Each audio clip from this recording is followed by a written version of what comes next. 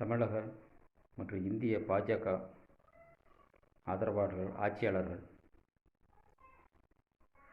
உண்மையிலே நியாயமான முறையில் அரசியலை செய்யுங்க, தேர்தலை நடத்துங்க. தேர்தல் ஆணையத்தை கையில் இருக்குது அப்படிங்கிறதுக்காண்டி அவங்கள பணத்தாலேயோ அதிகாரத்தாலேயோ அவங்கள கைக்குள்ள வச்சுக்கிட்டு தேர்தலை நடத்தி போலியான பிம்பங்களை உருவாக்கி போலியாக எல்லாம் செட்டப் பண்ணிடலாம்னு மட்டும் நினச்சிடாங்க. அது எப்படி இயந்திரம் ரிப்பேர் ஆகுது, ஆனால் பாஜகவுக்கு மட்டும் எக்ஸ்ட்ரா ஓட்டு விழுகிற மாதிரி ரிப்பேர் ஆகுது. அது எப்படி? கேரளாவில் ரிப்பேர் ஆகிருக்கு. ஒரு ஓட்டு போட்டால் 2 ஓட்டு பாஜகவுக்கு விழுது. தமிழ்நாட்டிலையும் இப்போ ரிப்பேர் ஆகிருக்கு.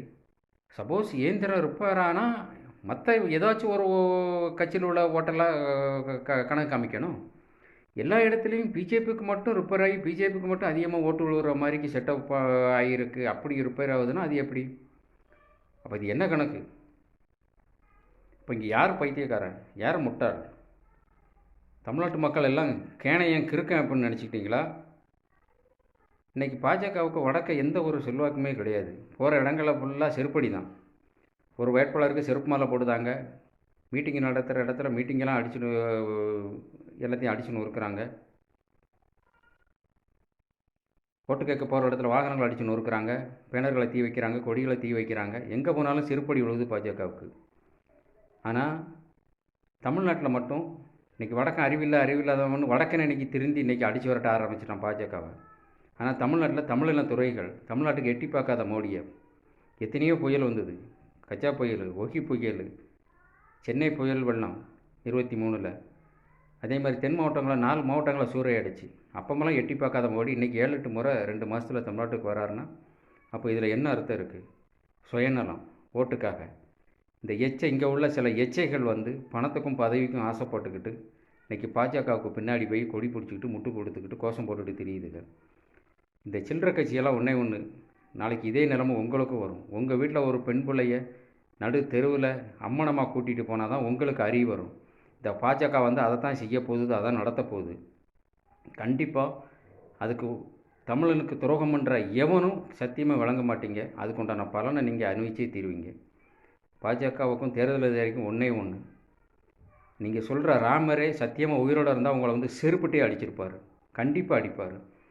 ஏண்டா நாய்களா, என்னையை வச்சு என்னோட அரசியல் பண்ணுறீங்க நாய்களா அப்படின்னு கண்டிப்பாக செருப்பட்டு அடிப்பார். போலியாக எல்லாத்தையும் போலியாக செட்டப் பண்ணிட முடியாது. நீங்கள் உண்மையாக கடவுளை நம்புகிறீங்க, இந்து மதம் அப்படின்னா அந்த கடவுளே உங்களை தண்டிப்பார். தேர்தலை நியாயமாக நடத்த பாருங்கள். மக்களுக்கு எந்த பலனும் பயனும் செல்லாமல் கடவுள், கோயில், ராமர் அப்படின்னு சொல்லி கடவுளை பேரை சொல்லி நீங்கள் அரசியல் பண்ணுவீங்க. தேர்தல் நியாயமான முறையில் நடக்கணும். இல்லை அப்படின்னா இந்தியாவில் மாபெரும் மக்கள் புரட்சி கண்டிப்பாக வெடிக்கும். போலியான தேர்தலை உண்டு பண்ணி இவிஎம் மிஷின் இயந்திரத்தினால போலியாக செட்டப் பண்ணி சப்போஸ் ஏதாச்சும் போலியாக நடந்தால் இங்கே போலியாக எவனும் ஆட்சி நடத்தவே முடியாது. மக்கள் புரட்சி கண்டிப்பாக வெடிக்கும். அது ஞாபகத்தில் வச்சுக்கோங்க. தேர்தலை நியாயமான முறையில் நடத்த பாருங்கள். இது ஒட்டுமொத்த இந்திய மக்களுடைய வேண்டுதல். அதை கண்டிப்பாக தேர்தல் ஆணையம் நியாயமான முறையில் நடக்கும்னு நம்புகிறோம். நியாயமான முறையில் நடக்கலை அப்படின்னாலும் கடவுள் உங்களை தண்டிப்பார். உங்களுக்கும் பொண்டாட்டி பிள்ளை இருக்குது. பொண்டாட்டி பிள்ளைகளுக்கெல்லாம் கைகால் வழங்காது. நீங்களும் போகிற இடத்துல ஆக்சிடென்ட் ஆகி செத்துருவீங்க. இதுதான் நடக்கும். ஏழைகளுடைய பாவத்தை சம்பாதிக்காதங்க, பாவத்தில் விழாதாங்க.